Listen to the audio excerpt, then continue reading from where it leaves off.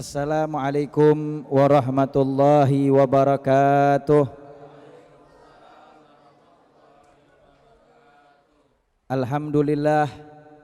Alhamdulillahilladzi khalaqal mauta wal hayata liyabluwakum ayyukum ahsanu amala. Wassalatu wassalamu ala khairi man qad ursila sayyidina wa nabiyyina wa habibina wa maulana Muhammadin wa ala alihi wa ashabihi wa man tabi'ahum bi ihsan wa man ihtada bihudah wa man sara ala darbih min yaumina hadza ila yaumi liqa'i rabbil ula. Rabbi shrah li sadri wa yassir li amri wahlul 'uqdatam min lisani yafqahu qawli wa qul rabbi zidni ilman warzuqni fahman. Ya Fatah ya Alim, ya Fatah ya Alim, ya Fatah ya Alim, iftah alaina futuhal arifin wa faqihna fid din wa alimna ta'wil wa dina ila sawa'i sabil walhamdulillahi rabbil alamin. Hadirin wal hadirat, juga pemirsa Setu TV dimanapun Anda berada, alhamdulillah wa syukrulillah, pada kesempatan malam hari ini kita berkumpul di kediaman almarhum dalam rangka mendoakan almarhum. Orang yang baik itu sulit untuk dilupakan. Orang yang baik pasti akan meninggalkan bekas-bekas kebaikan di hati setiap orang-orang yang pernah bermuamalah dengannya. Dan ketahuilah bahwasanya kematian itu hanyalah salah satu pintu kita untuk berjumpa dengan Allah Subhanahu wa taala. Dan kita semua bakal berjumpa dengan kematian. Saya dengar beberapa kisah dari kakandanya Bapak Raden Tony menceritakan betapa beliau adalah orang yang cinta kepada orang-orang yang membutuhkan. Beliau adalah orang-orang yang perhatian terhadap bawahannya.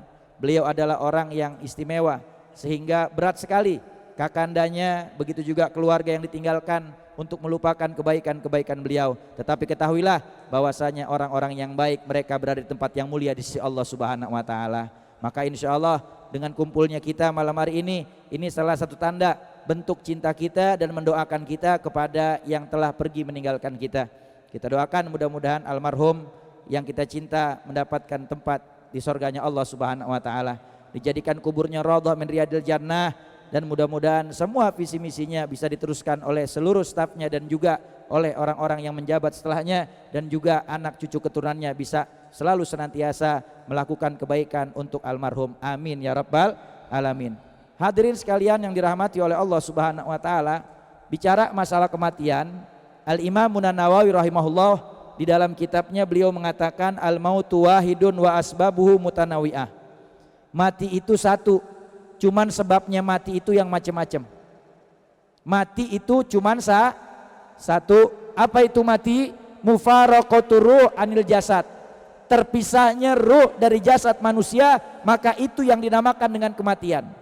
Jadi di saat ruh sudah dicabut dari jasad kita, maka saat itu kita mati. Makanya tidur itu dinamakan oleh ulama akhul maut, saudaranya mati. Sebagian ulama mengatakan tidur itu adalah mautus shagir, kematian yang kecil. Dan kita nggak akan tahu kapan kita dicabut nyawa oleh Allah Subhanahu wa taala. Allah katakan dalam Al-Qur'an, fa idza jaa ajaluhum la yastakhiruna sa'atan wa la yastaqdimun. Apabila datang ajal manusia, maka tidak bisa dimajukan dan tidak bisa dimundurkan lagi walaupun cuman sesaat. Kalau seandainya umur bisa dimundurin dengan harta dan kekayaan, maka saya yakin 2021 nih yang namanya Korun masih hidup. Kenapa? Karena bisa ditunda kematian dengan harta. Korun kan hartanya banyaknya luar biasa. Di dalam kitab diterangkan oleh ulama, itu kekayaan Korun, dia punya gudang hartanya aja, kunci gudangnya dipikul oleh 40 orang yang besar di zaman Bani Israel. Orang-orang dulu itu besar-besar postur tubuhnya. Di dalam Quran Allah katakan yatakhiduna minal jibali buyutan. Orang-orang dulu itu memahat gunung dijadiin rumah. Orangnya tinggi-tinggi, umurnya panjang-panjang. 40 orang besar di zaman Bani Israel memikul daripada kunci pintu gudang hartanya Korun. Jangan kita pikirin hartanya berapa banyak. Kita pikirin dulu kira-kira lubang kuncinya segede apa. Itu baru kuncinya doang dipikul 40 orang. Itu harta segitu banyak, kalau datang ajal nggak bisa dimundurin. Emang bisa dimundurin malaikat? Malaikat bentaran, undurin aja bentaran. Saya mau ini dulu, saya mau itu dulu, saya mau tobat dulu, saya mau istighfar dulu, saya mau berbuat amal soleh dulu. Nggak bisa dimajuin, nggak bisa dimundurin. Maka bersyukur kita semua ini menjadikan asbab pelajaran buat kita bahwa kita juga akan menunggu yang namanya datang kematian. Cuman tinggal nunggu giliran. Bu, bu, masih hidup? Diem aja, dipanggil-panggil. Bu, kita nunggu giliran mati. Bisa jadi bapak ibu duluan mati, saya belakangan. Kalau enggak bapak ibu duluan, saya belakangan. Kalau enggak saya belakangan, bapak ibu duluan. Kita enggak ada yang tahu, kita bakal pulang menghadap Allah Subhanahu wa taala. Bahkan kata baginda Rasul Nabi Muhammad sallallahu alaihi wasallam, beliau katakan bahwasanya matal maru ala ma'asya'alih, setiap manusia itu dimatikan sesuai dengan kebiasaannya. Orang yang biasa berbuat kebaikan matinya lagi ibadah. Orang yang biasa berbuat taat matinya lagi taat. Orang yang biasa berbuat maksiat matinya lagi bikin dosa. Na'udzubillah min dzalik. Makanya kematian gak bisa dimajuin, gak bisa dimurun dengan harta. Kematian gak bisa ditunda dengan apa? Dengan kekuatan dan jabatan. Kalau seandainya kekuatan jabatan itu bisa menunda kematian, maka 2021 nih Fir'aun masih hidup. Dia kan orang yang berkuasa di zamannya, mengaku dirinya bahkan menjadi seorang Tuhan. Bayangkan. Tapi nggak bisa tuh yang namanya menunda kematian. Ajal kalau sudah datang waktunya, walau kuntum fi burujim musayyadah yudrikukumul maut, sekalipun kamu berada di balik benteng yang kokoh, benteng yang besar, dijaga oleh prajurit, kalau waktunya datang ajal maka mati. Makanya kita nih semua cuman tinggal nunggu mati. Kita bakal pulang menghadap Allah Subhanahu wa taala. Apakah kita husnul khotimah atau kita suul khotimah? Maka jangan pernah kita mencap orang yang ahli maksiat itu dia adalah pasti suul khotimah, dia pasti ahli neraka. Belum tentu. Bisa jadi di akhir hayatnya Allah rubah, di akhir hayatnya Allah berikan taufik hidayah sehingga dia mendapatkan kemuliaan, bisa bertaubat taubatan nasuha, akhirnya mendapat ampunan dari Allah. Ata ibu minadzambi kamala dzambalah, orang yang bertobat seperti orang yang enggak punya dosa. Orang yang taubatan nasuha bisa jadi akhirnya husnul khotimah. Tapi naudzubillah min dzalik, orang yang membanggakan amalnya, menyombongkan ibadahnya, ternyata di akhir hayat Allah berikan dia kesesatan yang akhirnya menyebabkan dia keluar dari agama Allah, dan bisa jadi dia mati dalam keadaan husnul khotimah, masuk dalam nerakanya Allah Subhanahu wa taala. Naudzubillah min dzalik. Makanya kalau bicara kematian, di situ ada dua yang harus kita ambil ibrah. Yang pertama adalah bentuk baktinya anak, baktinya keluarga sama orang yang meninggal.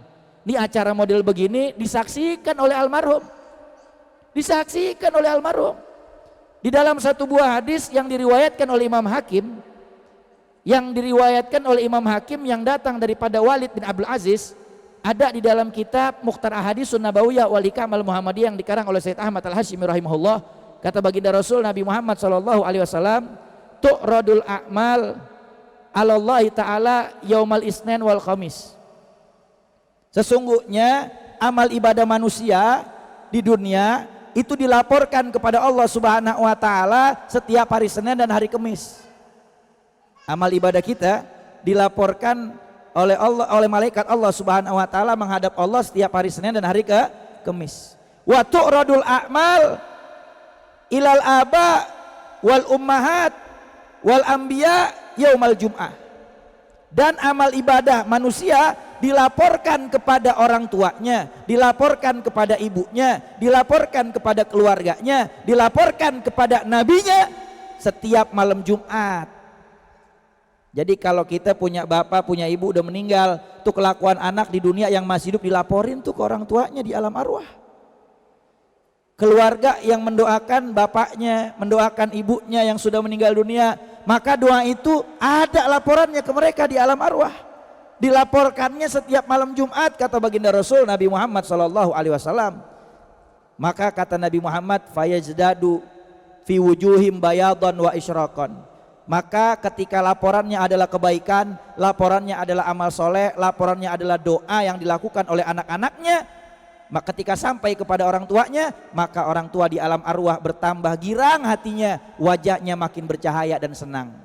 Makanya kata Nabi Muhammad, wala tu'dzu mautakum, jangan sekali-kali kalian menyakiti orang yang sudah meninggal dunia. Dengan cara apa? Dengan cara kita melakukan perbuatan-perbuatan dosa, dengan cara kita melakukan kemaksiatan, dengan cara kita melakukan perbuatan-perbuatan yang bisa menyakiti almarhum di alam kuburnya. Maka bersyukur kita bisa kumpul dalam rangka mendoakan ini, jadikan ibrah pelajaran bagi kita bahwa kita semua bakal berjumpa dengan kematian. Persiapkan bekal kita untuk menghadap Allah Subhanahu wa ta'ala.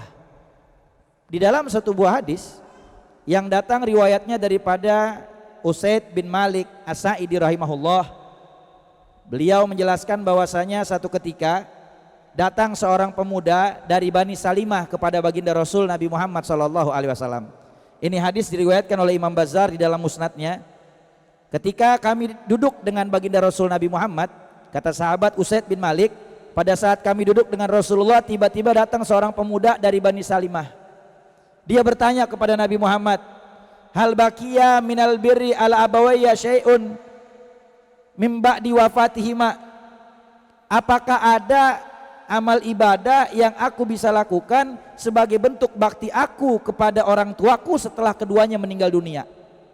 Jadi ada satu orang anak datang kepada Nabi nanya, ya Rasul, kira-kira kalau bapak saya, ibu saya udah meninggal, saya masih bisa gak nyambung hubungan dengan dia? Saya masih bisa gak berbakti sama dia? Orang tua saya udah meninggal ya Rasul, bisa gak saya menyambung hubungan dengan orang tua saya yang sudah meninggal dan berbakti kepadanya walaupun sudah meninggal dunia? Kata Rasulullah, na'am, ya, kamu bisa menyambung hubungan dengan orang tuamu yang sudah meninggal. Kamu bisa berbakti kepada orang tuamu yang sudah meninggal dengan 5 perkara, kata Nabi Muhammad. Yang pertama, as-salatu alaihima, doakan orang tua di alam kubur. Karena doa ini sebagai bentuk baktinya anak sama orang tua, bentuk cintanya anak sama orang tua. Sekurang-kurangnya tiap ba'da sholat minimal bacakan doa Rabbik firli wali walidayya warhamhuma kama rabbayani shogiro. Tuh sekurang-kurangnya. Jangan sampai nggak doain orang tua. Orang tua masih hidup kudu kita doain, orang tua udah meninggal kita doain. Jangan jadi anak orang tua masih hidup nggak pernah didoain. Yang didoain dirinya doang. Ya Allah pengen rezeki yang banyak, ya Allah pengen urusan lancar, ya Allah keterima kerjaan, ya Allah hajat digabul, tapi orang tua nggak pernah didoain. Gimana rezeki mau lancar? Kata Rasulullah SAW, idza tarakal abdu ad-du'a liwalidayhi fa innahu yanqati'u rizqa. Apabila seorang anak dia lupa mendoakan orang tuanya, maka Allah putus rezekinya. Jadi selama ini yang bikin rezeki anak susah dan seret itu gara-gara nggak doain orang tua. Makanya jadi anak mesti doain orang tua. Jangan nunggu orang tua mati baru didoain. Orang tua masih hidup doain, ya Allah panjangin umurnya, sehatin badannya, gobulin hajatnya, luasin rezekinya, girangin senengin hatinya. Begitu. Berikan saya kemudahan untuk bisa bakti sama orang tua. Berikan orang tua kemudahan untuk bisa bantu saya bakti kepada orang tua. Doakan orang tuanya di saat orang tua masih hidup, dan doakan orang tua di saat orang tua sudah meninggal dunia. Doa mah bebas, mau pakai bahasa Arab boleh, mau pakai bahasa Indonesia boleh. Doa pakai bahasa yang kita bisa, Allah Maha tahu apa yang kita minta. Yang nggak bisa pakai bahasa Arab susah doainnya, pakai bahasa Indonesia. Yang Betawi pakai bahasa Betawi, ya Allah ampunin dosa emak bapak saya napeh. Boleh gak Bang Amang doa pakai napeh? Boleh.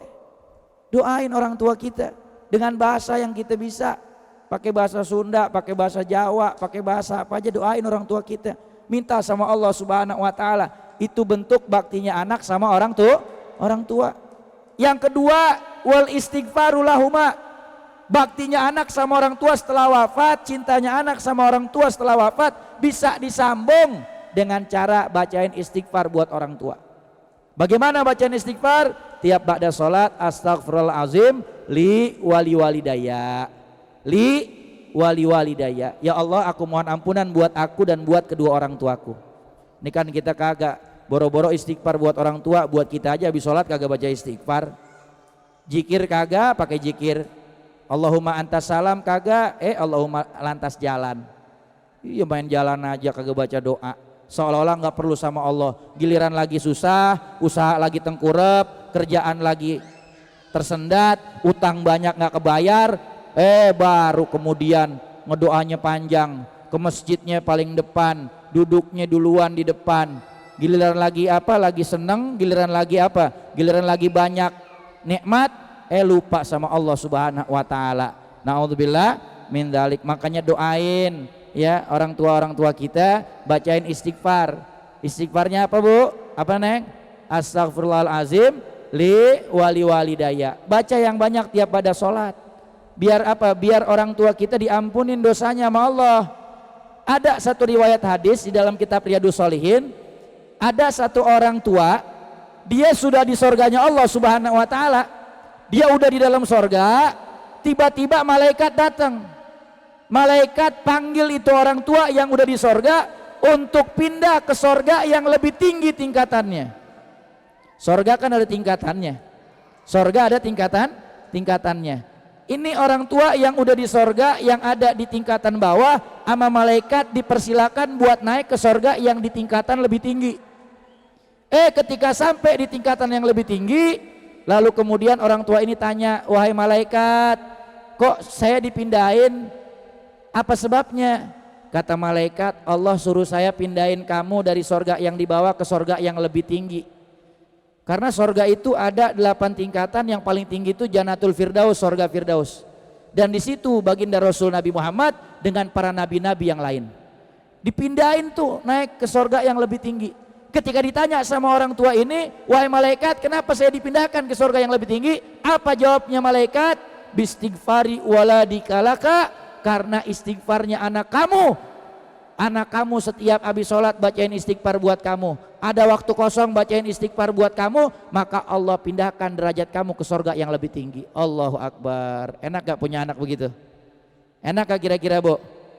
Anak kita bacain istighfar, bacain doa, orang tuanya bisa diangkat derajatnya di sorga.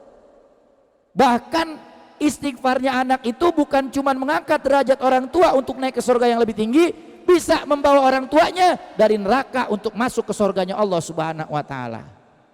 Makanya bakti sama orang tua setelah wafat yang kedua dengan cara bacain istighfar buat orang tua. Makanya orang tua tuh mesti kasih pendidikan anak, pendidikan agama. Jangan jauh dari ulama, duduk di majelis ilmu, biar nanti orang tua meninggal maka anak-anaknya menjadikan ladang pahala buat orang tuanya.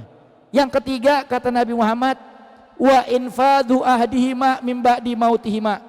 Baktinya anak sama orang tua setelah orang tua wafat adalah menunaikan janji-janji yang pernah dijanjikan oleh orang tua semasa hidup.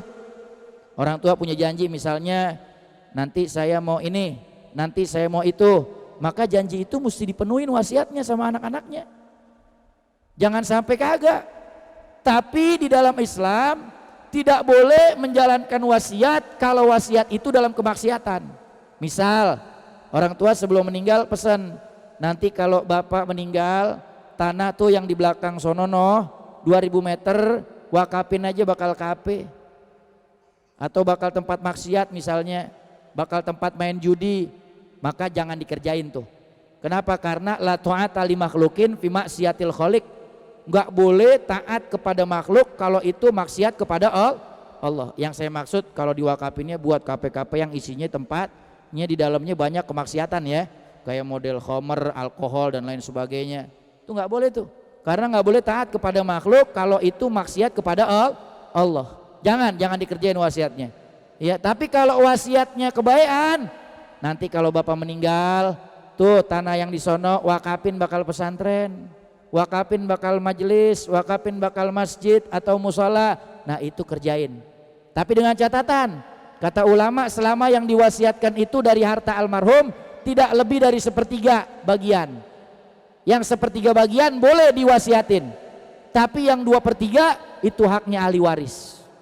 Jadi kan kadang ada orang yang kalau meninggal semua hartanya diwarisin semua misalnya. Nanti kalau saya meninggal ya, harta saya nggak ada sepeser pun yang saya bagi buat ke anak, semuanya diwakafin ke yayasan anu misalnya. Itu secara hukum fikih nggak boleh. Yang boleh cuman 1/3 doang. 2/3-nya hak ahli waris. Kecuali kalau yang 2/3 bagian ahli waris mengizinkan. Ya udah dah, bapak udah wasiat begitu nggak apa-apa, semuanya diwarisin, diwakafin buat yayasan fulan misalnya. Kenapa? Karena anak-anaknya udah mampu semua. Boleh, nggak ada masalah. Yang penting anak-anaknya ridho. Tapi kalau ada yang nggak ridho satu aja, nggak boleh. Yang 2/3 hak ahli waris. Tuh, makanya tunaikan wasiat dan janji almarhum. Ini bentuk baktinya anak sama orang tua. Yang keempat, kata baginda Rasul Nabi Muhammad SAW, wawasil arhamahuma mim ba'di mautihima. Sambung silaturahim kerabat orang tua yang pernah terputus, yang belum tersambung. Misalnya almarhum orang tua kita, dia pernah nggak ketemu udah lama sama kakaknya, sama adeknya, sama paman bibinya, sama saudara sepupunya, udah lama musuhan. Maka termasuk baktinya anak sama orang tua adalah tengokin, datengin kerabatnya, saudaranya yang udah lama nggak disambung silaturahim, yang udah terputus silaturahimnya, sambung dengan mereka. Maka ini termasuk bentuk baktinya anak dan cintanya anak sama orang tua. Yang kelima, kata Nabi, baktinya anak sama orang tua setelah wafat, cintanya anak sama orang tua setelah wafat, wa ikramu sodikihima, muliakan teman-temannya orang tua. Jadi kalau bapak udah meninggal, ibu udah meninggal, ada temannya datang ke rumah silaturahim, muliakan mereka, bantu kesulitannya, karena mereka orang-orang terdekatnya almarhum almarhumah, bantu mereka, ya, muliakan mereka. Itu termasuk baktinya anak sama orang tua. Jangan jadi anak yang ketika orang tua sudah meninggal, lalu kemudian ada teman-teman kerabatnya datang, lalu kemudian nggak dipersilakan masuk atau tidak dimuliakan, bahkan naudzubillah dihinakan. Nggak boleh. Kenapa? Karena itu bentuk baktinya anak sama orang tua. Maka 5 perkara ini kita ambil pelajaran, kita jadikan ibrah bahwa kita bisa berbakti sama orang tua walaupun orang tua sudah meninggal dunia. Tinggal kita menunggu giliran kapan kita mati. Kita semua bakal berjumpa dengan Allah Subhanahu wa ta'ala. Kata baginda Rasul Nabi Muhammad SAW, matal mar'u ala masya'aleh, setiap manusia dimatikan sesuai dengan kebiasaannya. Orang yang ahli ibadah matinya lagi ibadah. Maulana Ja'far Shadiq Sunan Kudus itu meninggalnya lagi ngimamin sholat subuh berjamaah di hari Jumat di Masjid Kudus Demak. Lagi ngimamin sholat subuh, di sujud terakhir meninggal. Orang ahli sujud meninggalnya lagi sujud tuh. Sunan Kudus, salah seorang wali songonya Allah Subhanahu wa ta'ala, yang berperan besar dalam menyebarkan Islam di tanah Jawa, di Nusantara. Beliau wafat dalam keadaan sujud ketika sholat subuh di hari Jumat di sujud terakhir. Orang yang ahli taat, ahli sujud meninggalnya lagi ibadah. Tidak sedikit banyak ulama-ulama yang meninggal dalam keadaan taat. Ahli Quran meninggalnya lagi baca Quran. Orang yang mengajar di majelis ilmu meninggalnya lagi ngajar di pengajian. Orang yang ahli tahajud meninggalnya lagi tahajud. Orang yang ahli zikir meninggalnya lagi zikir. Kok bisa? Nabi yang bilang, matal mar'u ala ma'asya'aleh, setiap manusia dimatikan sesuai dengan kebiasaannya. Makanya jangan ngebiasain kemaksiatan. Ngerinya pas kita lagi ngerjain dosa, malaikat Israel datang cabut nyawa kita, maka kita mati dalam keadaan berbuat maksiat. Karena kata Nabi, kemaksiatan dan iman itu nggak akan ngumpul di hati seorang. Kalau dia maksiat berarti saat itu nggak ada iman. Kalau dia punya iman dia nggak akan maksiat. Khawatir kalau lagi maksiat imannya nggak ada, dicabut sama malaikat, mati dalam keadaan su'ul khotimah. Na'udzubillah min dzalik. Pernah kejadian 2008 di daerah pemakaman di daerah Jakarta Timur, laki perempuan dia berzina di atas kuburan, matinya gancet. Na'udzubillah.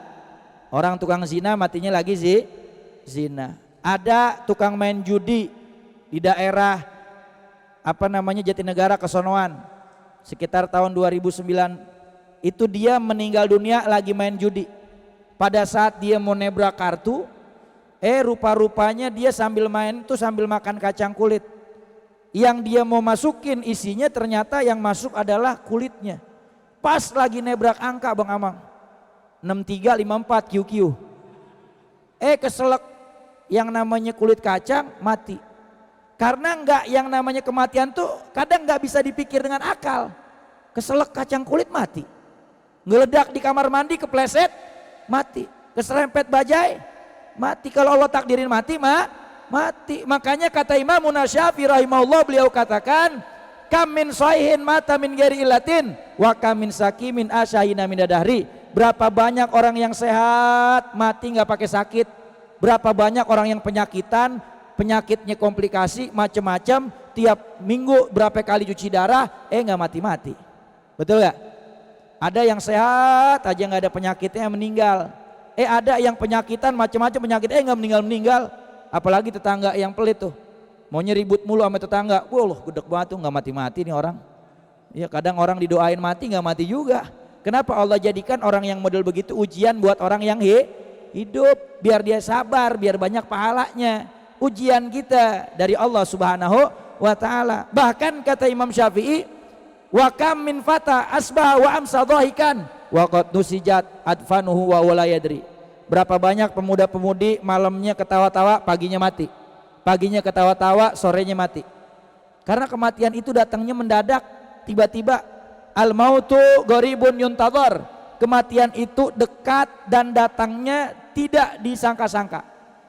Datangnya tiba-tiba. Bahkan kita nggak yakin kok bisa meninggal ya.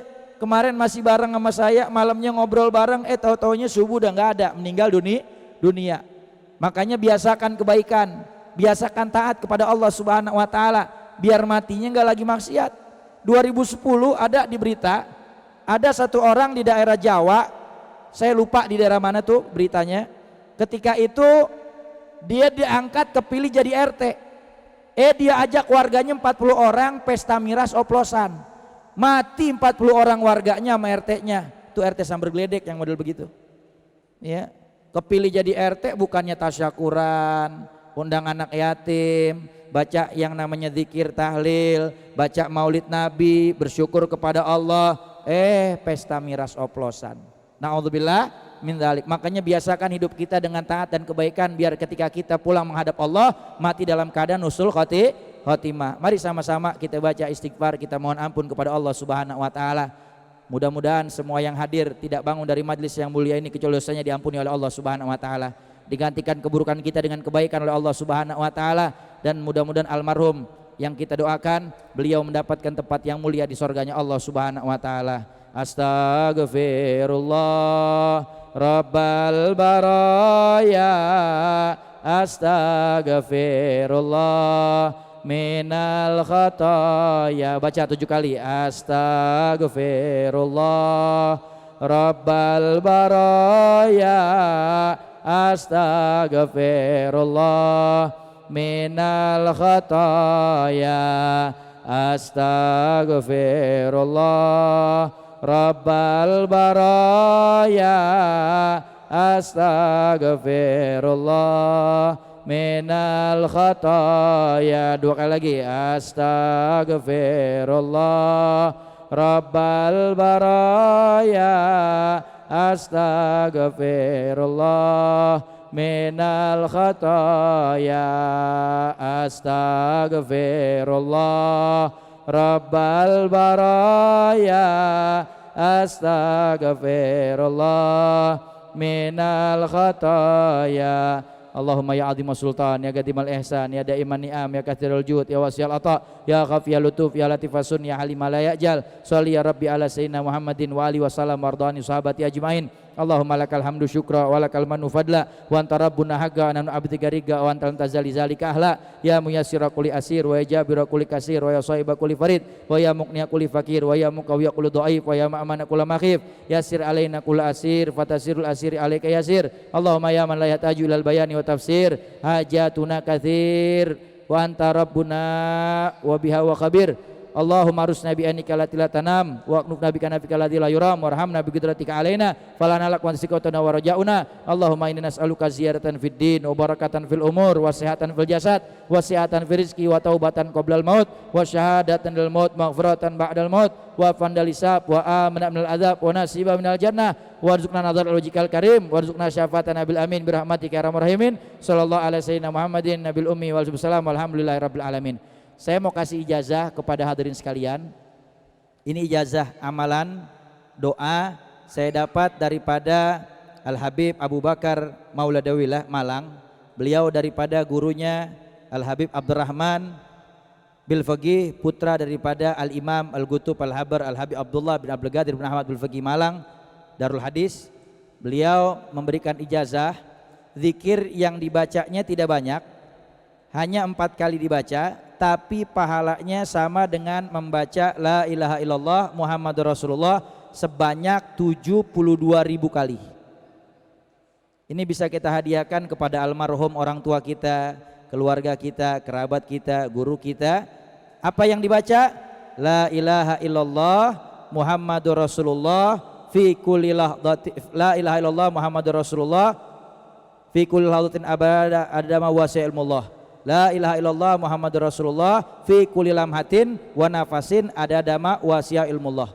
Barang-barang baca, ini adalah ijazah yang luar biasa, amalan yang simple tapi pahalanya seperti baca 72.000 kali. La ilaha illallah Muhammadur Rasulullah fi kulli lamhatin wa nafasin adadama wasi'ahu ilmullah. Ulang lagi, la ilaha illallah Muhammadur Rasulullah fi kulli lamhatin wa nafasin adadama wasi'ahu ilmullah. Ajastukum hadil ijazah, saya ijazahkan ijazah ini kepada hadirin sekalian. Jawab dengan qabil tu ijazah. Qabil tu ijazah. Maka amalkan, baca ini doa, kita niatkan buat almarhum keluarga kita 4 kali. La ilaha illallah Muhammadur Rasulullah fi kulli lamhatin wa nafasin adadama wasi'a ilmullah. Sama dengan kita baca la ilaha illallah Muhammadur Rasulullah 72.000 kali. Insyaallah mudah-mudahan kita bisa mengamalkannya. Amin ya rabbal alamin. Kurang lebihnya saya mohon maaf. Hadanallahu yakum ajmain wa lafu minkum. Assalamualaikum warahmatullahi wabarakatuh.